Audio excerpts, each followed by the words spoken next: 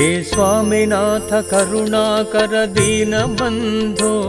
श्रीपार्वतीश मुखपङ्कज पद्मबन्धो श्रीशादिदेव गणपूजित पादपद्म वल्लीसनाथ मम देहि करावलम्बम् देवादिदेवनुत देवगणाधिनाथ देवेन्द्रवन्द्य मृदुपङ्कज मञ्जुपादा देवर्षि नारद मुनीन्द्र सुगीतकीर्ते वल्लीसनाथ मम देहि करावलम्बम्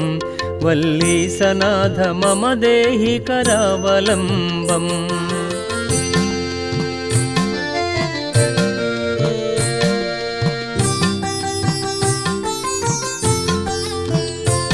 नित्यान्नदान निरताखिल रोगहारिं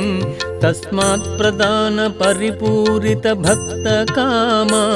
श्रुत्यागम प्रणववाच्य निज स्वरूपा वल्लीसनाथ मम देहि करावलम्बम् क्रौञ्चासुरेन्द्र परिखण्डन शक्तिशूला पाशादिशस्त्र परिमण्डित दिव्यपाणे श्रीकुण्डलीश धृततुण्ड शिखीन्द्रवाहा वल्लीसनाथ मम देहि करावलम्बम् वल्लीसनाथ मम देहि करावलम्बम्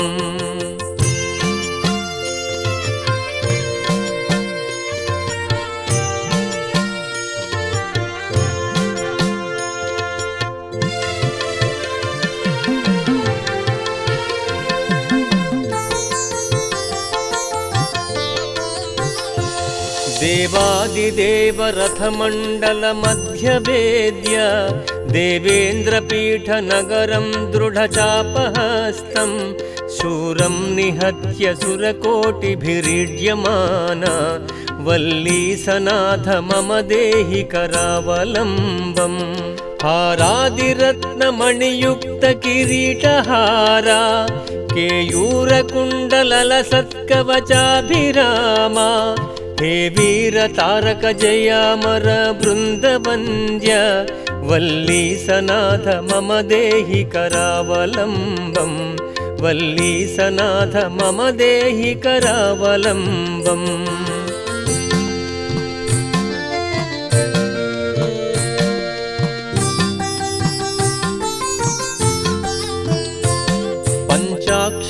पंचाक्षरादिमनुमन्त्रित गाङ्गतोयैः पञ्चामृतैः प्रमुदितेन्द्र मुखैर्मुनीन्द्रैः पट्टाभिषिक्त हरियुक्त परासनाथ वल्लीसनाथ मम देहि करावलम्बम् श्रीकार्तिकेय करुणामृत पूर्णदृष्ट्या कामादिरोग कलुषीकृत दुष्टचित्तम् सिक्त्वा तु मामवकलाधर कान्तिकान्त्या वल्लीसनाथ मम देहि करावलम्बम्